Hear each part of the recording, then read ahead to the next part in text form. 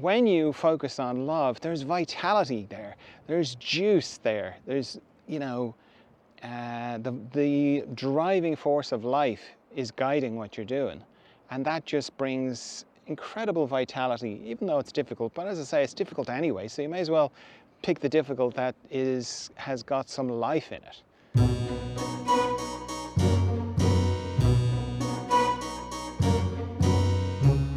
Hello friends, John Dalton here, Further Emergence podcast, where we go into love, consciousness and the mystery.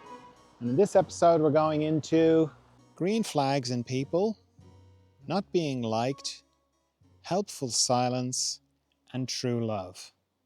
Now let's have a look at some of the memes in the Further Emergence Instagram feed. The first one says, or the headline for the first one is, green flags in people. And it says, they celebrate your wins, they remember small things about you, they respect your boundaries, you feel energized after seeing them, they listen without being defensive, they allow you to be fully yourself, they make you feel safe, you don't have to watch what you say, and they support your goals. Green flags in people. That's brilliant, isn't it? In friends and partners. Because there's so much about red flags. I don't know if it's just me or not, but it seems like suddenly,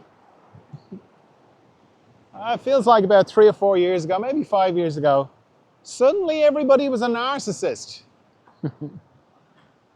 Everyone was a sociopath, and usually it was everybody's ex was the narcissist.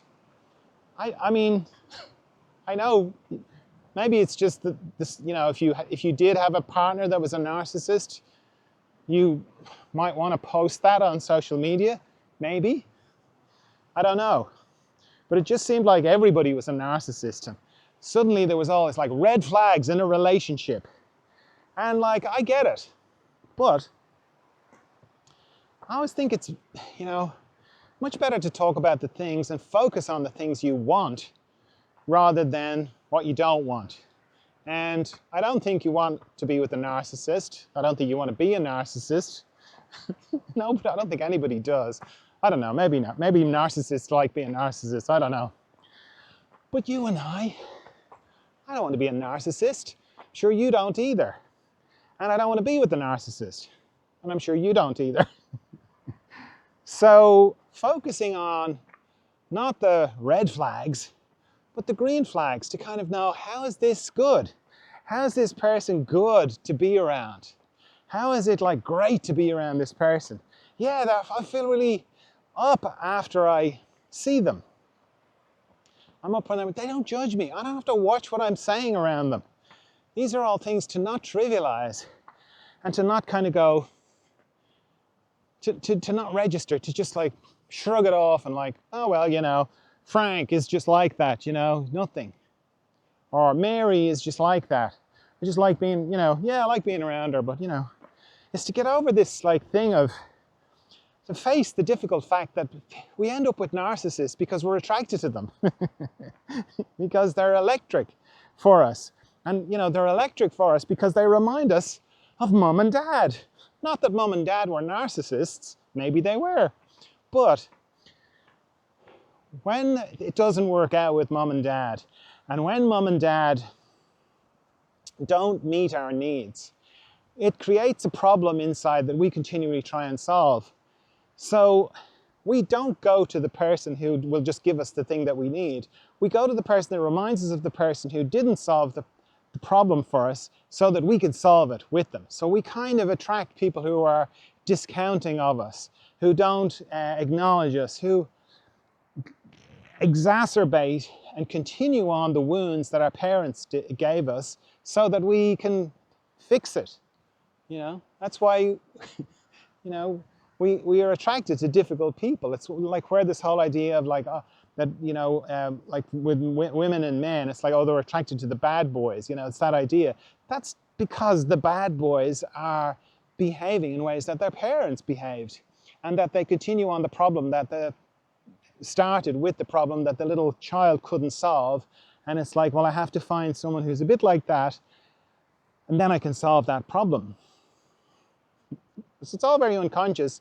It's all very difficult to see. But if we can see it and kind of acknowledge what ease is like and what these green flags are like and what it's like to be around someone. And yeah, it can feel a bit boring. We can kind of go, yeah, Frank is very nice, but there's no chemistry. Or Mary's lovely, but you know, there's not that kind of spark with her. That spark is your attachment issues.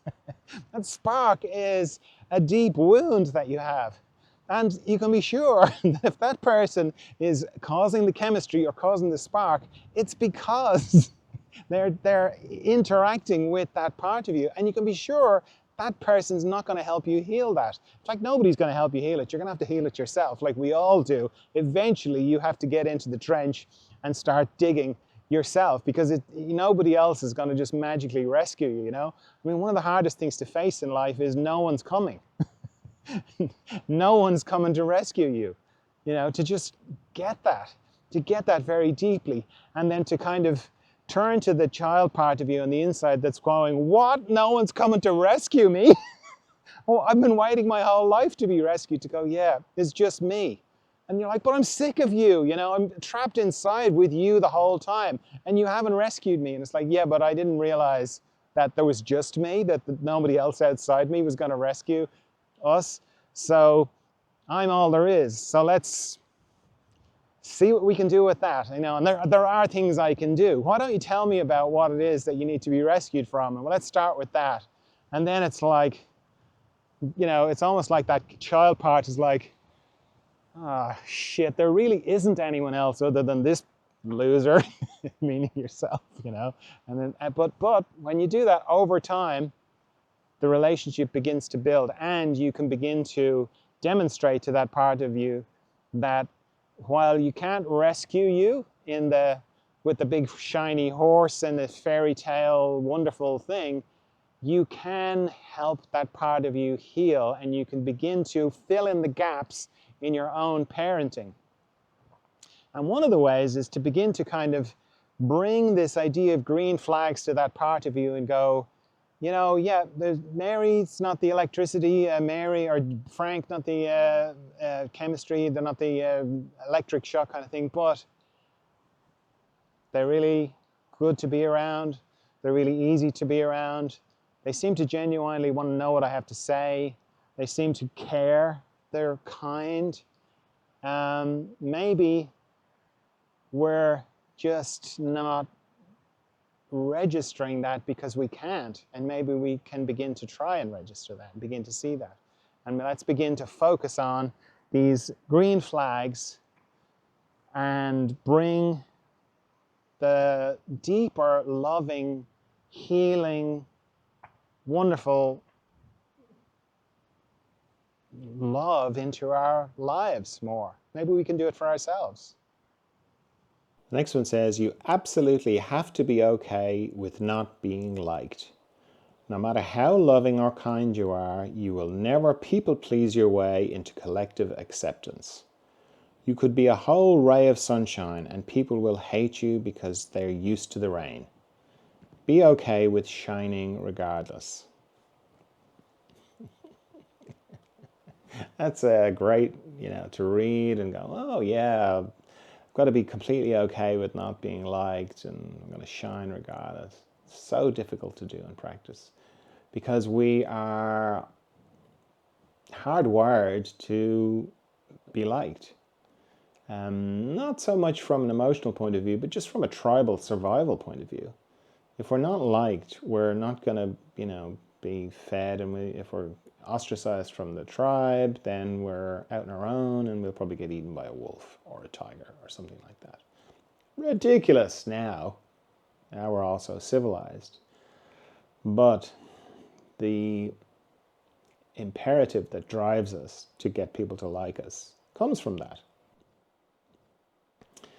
And we know logically it's not possible. It's not possible to get everyone to like us. It's not possible to people please our way into collective acceptance.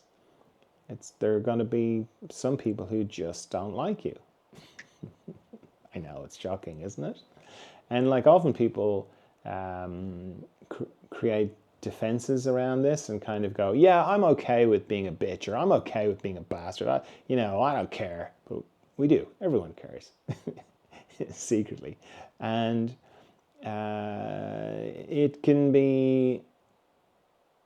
it's hard to arrive at this fact of not everyone is going to like you. And it's not personal. It's not personal that some people don't like you. Some people just don't. You're just not the person for them. And that's nothing to do with you, and it's got nothing to do with them. It's just a kind of a frequency mismatch. You're just not the person for them, But I don't speak in front of groups of people anymore, but I used to. And it's very difficult not to, you could have 200 people in a group that you're talking to. Everybody's smiling and laughing and getting your jokes and everything's great. But if there's one person who's not, it's very hard not to fixate on them, Like, I'm always amused whenever they show the Oscars, and you'll have somebody like Will Ferrell and Kristen Wiig, and they're presented some award in a goofy, funny way, and it's hilarious. Everyone's laughing, and then they cut to Tommy Lee Jones, and he's just stone-faced. In fact, he looks angry. I think if I was Will Ferrell or Kristen Wiig, I would be like just trying to get him to laugh. I wouldn't care. I wouldn't be seeing everyone else. I'd just be focused on Tommy Lee Jones and like, I kind of get what's wrong, And it's that thing of like, we have to get everyone. We're driven to get everybody to like us. So you have to kind of come to this thing on your own, quietly, kind of working it through, going, yeah, I don't like everybody. It's not like I hate people, but there's just some people I don't connect with. I don't enjoy being around them. They've got friends. They're nice people. I just don't enjoy them. So if I feel like that about some people, then it's nothing I can put my finger on. It's just like, yeah, that's just not my cup of tea. Then I'm sure there are other people who are like that for me as well. That for me, I'm just not their cup of tea. And to kind of work through that in quiet and go, yeah, okay. Because my little Oscar example, if I was up there telling jokes and being funny, I would start to wither a bit. If I was fixated on Tommy Lee Jones, I would start to kind of go, there's something, I don't feel buoyed up by the joy and humor and fun that I'm expressing. I feel like I'm shutting down because of Tommy Lee Jones's reaction. And that's kind of what we do. We want to kind of go, well, I didn't get 100% applause, approval, laughter for what I was doing. So maybe I should do a bit less of it. Maybe I shouldn't shine so brightly, because, okay, the Oscars and that example is out of our frame of reference. But, in your family, for example, maybe you're brilliant, and maybe your siblings aren't, and or maybe you're brilliant at one thing, and you begin to shine in that one thing, but it doesn't go down well. It's not received well. What are you going to do? You're going to sort of, people are not going to like me if I shine as brightly as I am, if I am as powerful as I am. It's very easy to do. It's very easy to pull back. So, challenge is not to do that. The challenge is to, if it's in you and it just naturally comes out of you, to be a certain way, whether that's wealth, success, singing, gardening, cooking, whatever, is to just be yourself, or to be as funny as you are, or to be as serious as you are, or to be as whatever, and to walk yourself through it, hold your own hand through it and go, Yes, not everyone's going to like me, this version of me, but it's the authentic me, and that's more important. So I'm going to live the authentic me. And I certainly want to see the authentic you. Next one says, when you can't look on the bright side, I will sit with you in the dark.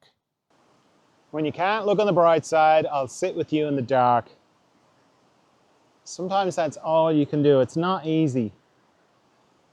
It's not easy, particularly if you're on the bright side. If it's easy for you to feel like you're on the bright side. Then, when somebody is in the dark, that can be very hard. You're all full of sweetness and light and happiness and bounciness. And this person is normally too, but we all go through it. We all go through the darkness. And sometimes it's all you can do is to just sit with them, sit with the person as they go through the very difficult, dark night. And it's not, and like we sort of what comes up is to try and get them out of it, to try and snap them out of it and go, oh, come on, it's not that bad. Life is not so hard.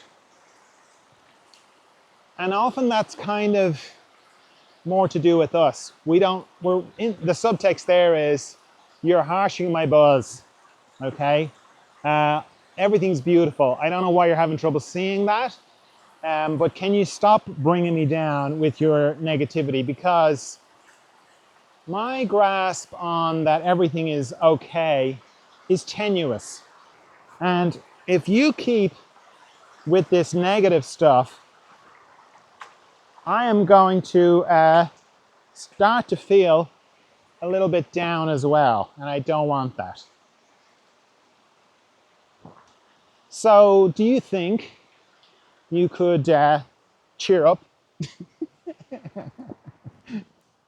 That's often what, now it comes across as like, oh, I'm being really compassionate here. My friend is in need and I'm giving them a pep talk. Or worse still, it's just a bit of tough love. Snap out of it.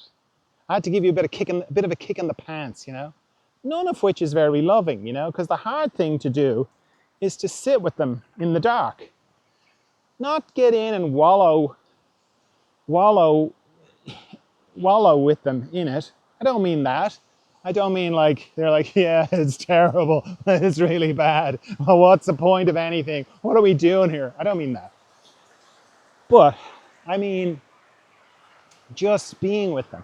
Because we put way too much emphasis on what we say. We think our words are the be all and end all, when really it's our presence. If you're full of the joy of life, the sweetness of life, then that's enough. It doesn't need to be more than that. You don't need to say special words or anything like that. Just you being with that, your presence, even though you might come away going, oh my God, I'm so exhausted from that. It's all right, you'll recover. You'll recover way quicker than you think. But even though that may be the case, you'll still have helped that person a lot with your presence. But we don't really put much stock in presence. We kind of think, oh no, it's what I say. I said a thing, I said a good thing. Like I've talked a lot on our conversations together about, waiting for the question and, not responding to a report as if it was a question. It's your presence is the thing that actually elicits the question. It's your willingness to not barge in there with answers to a question you haven't been asked. That's your presence in action. And it's the same, like sometimes there's just nothing to be said. Like the person is inconsolable. They're in it. And it's kind of you're trusting the mystery in the person, that it's going to find their way, that the person is going to find their way out of the darkness. And that if I try and jolly them out of it, if I can't just sit with the pain, their pain, and the pain that it brings up in me, if I can't just sit with that, then it's going to take away from them. It's basically saying, I don't really trust you to get through this. And I think you're going to bring me down with you. I don't have the internal fortitude to be able to sit with you while you're in pain. I need for this to stop. And sometimes that'll be the case. But you can also do that in a loving way that's not making them wrong, or that's not saying, I don't think you're going to get out of this. It's like knowing your own internal capacities and resources and going, I've reached my limit here. I can't continue. I have to go. But I know you'll get through it. I know there's a way that you will get through it. Or let me call someone else who I know can sit with you and you can tell them as well. You know, that's okay. But that's very different to, oh, cheer up, you know, or come on, you're better than this, or anything like that. It's a real gift to genuinely trust someone. Trust them enough that you kind of know, yeah, they're going to get through it. I can't see how, because the way they're talking, it's so bleak. My God, it's so bleak. But then I haven't had their experience. I'm not configured in the way that they're configured. So maybe they, for me, that would be very overwhelming. But maybe not for them. Maybe they'll find a way to get through it. But either way, I trust the mystery. And I trust the mystery in that person, that it's doing its thing, that the mystery is dissolving the person's unconsciousness. When I do that, then I can sit with somebody for a long time, and it's okay. So it's a beautiful sentiment.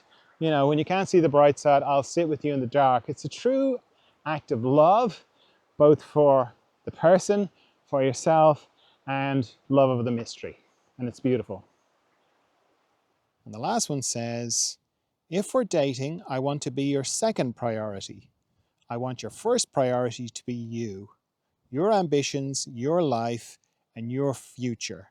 Stay focused. I want the best for you. Don't let me be your distraction. Let me be your motivation, your support, and your help to grow. If we're dating, I want to be your second priority. That's not what it says in all the love songs and in the love stories. It's like I want to be your main priority. But like when you really love somebody, and you're conscious of what you want to get from them, and you put that to one side, then that becomes true. You truly want the best for the person. And if it's not like that, it's if you think about all the difficulties people have in love, it's always to do with that. It's always because the person's unconsciously wants something. They have an agenda. They have the shopping list. Here's all the things I couldn't sort out with mommy and daddy. So now that's your job. This is how you're supposed to love me. This is how I'm supposed to be taken care of. This is about, all these, this agenda, and all of it's unconscious, and the person is supposed to telepathically know this and meet your unspoken, unconscious expectations. And of course, they've got exactly the same thing going on as you do. So it's a recipe for disaster. So this idea of saying to the person, I want to be your second priority. I want you to be your main priority. You first, me second. Because that's what's going on really anyway. Because when you're unconsciously going, I want you to do all this, it's all about you. It's not really about the other person. It's like, here are the things that I think I have to solve externally. So let me just line up some possible candidates. Yeah, you'll do. And now I'm going to put it all onto you. So of course I'm going to feel all these big feelings of like, you're the one, you're it. When really what we're saying is you're the best fit. You're the one who looks like they're going to give me everything I want, everything that I couldn't get. Whereas when you're saying, I want you to be your first priority, number one, it's recognizing that that's what's going on anyway. Because what's not said there is, because I'm my first priority. And like, that's not very romantic, is it? I love me more than I love you. Nobody says that. Even though that's what's actually going on, indirectly. Maybe it's not love in the kind of purest kind of form, but but probably a better way to say it is my main focus is me and what you're going to do for me, even though you might sort of feel, but I gave so much. Most of that kind of giving is unconsciously conditional. It's like, I gave you everything. I gave up my career for you. I gave up all my money for you. Whatever. The subtext of that is in the hopes that you would give it back. Not maybe in monetary forms or career forms, but in love. You were supposed to love me back. That was the deal. Didn't you know? Of course they didn't know, because you didn't know. And that's the way we go in love. We just do it all unconsciously. And we think, well, you're supposed to do this for me. Why don't you know this stuff?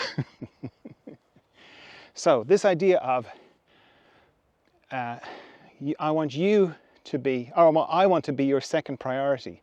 If anything, I would just want to, maybe facilitate you to grow, to help you to grow. Not like you need to grow. I don't mean it in a judgmental way and like, okay, I'm going to help you grow. Bit of tough love. Tough love is a misnomer, by the way. I don't think it's a real thing. It's just an excuse people use to be cruel. That's my observation of it. Anyway, don't get sidetracked on tough love. But it's so helpful to face yourself where you are, particularly when it comes to love, because it's super confusing. Love and relationships are very confusing because they just tap into lots of deep primal things that we just take us over. We just behave in very strange ways. We do things we wouldn't normally do. We're scratching our head a lot of the time going, why did I do that? Why did I say that? Why did that bother me so much?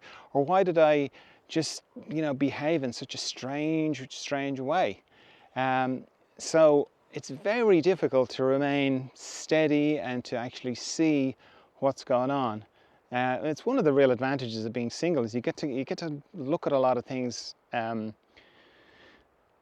without having the triggering, overpowering chemicals and feelings of love that can come up.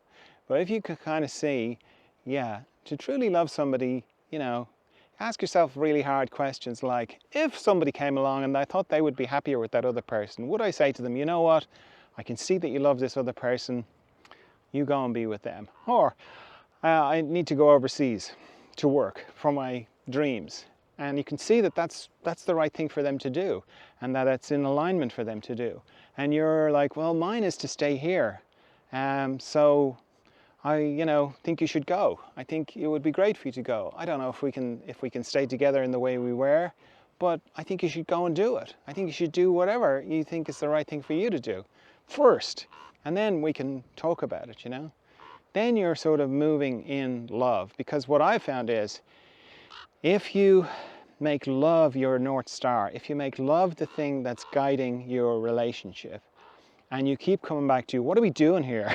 Why are we here? What's the point of us being together? And it's like, well, we're going into love. We're going deeper into love together. If you do that, then you can't go wrong. Regardless of whether you stay together or not, it's all clean. It's all no secret hidden agendas. Love will sort of purify, it will burn off all of that, even though it's very painful. But I mean, it's painful anyway, isn't it? If stuff happens in a relationship, you're going to have the pain anyway. May as well have it so that it's not going to come back, not in that form anyway. So if you can make love the guiding light in your relationship, which is not easy to do. God, I totally know how difficult it is to do, because you run the risk of it burning up all the false things in your relationship. And if there's nothing but false things in your relationship, if you're only together for all the wrong reasons, it's not going to last. And we kind of know that, and we're afraid of that. And we kind of go, oh, I don't want to look into this box, this love box, because I don't want to see. I don't want it to end. I'm sort of happy. I'm happier than I was. I know it's not great, but I sort of want it to be okay. And it's not, you know. And this is where this thing of like, we think we're immortal. We think we're going to live forever because we think we've got loads of time. And, you know, we get to the end of your life, or close to the end of your life, and you're like, oh my God, I wasted so much time being with the wrong person. Or I wasted so much time trying to be secure. It doesn't work. You end up not secure, because looks like we're all heading towards death. And it's going to come quicker than we think. So when you focus on love, there's vitality there. There's juice there. There's, you know, the driving force of life is guiding what you're doing. And that just brings incredible vitality, even though it's difficult. But as I say, it's difficult anyway, so you may as well pick the difficult that has got some life in it to go forward with. All right, that's all I have for you this time. I trust you're well. I trust you're of good cheer. I'll talk to you again soon. Bye.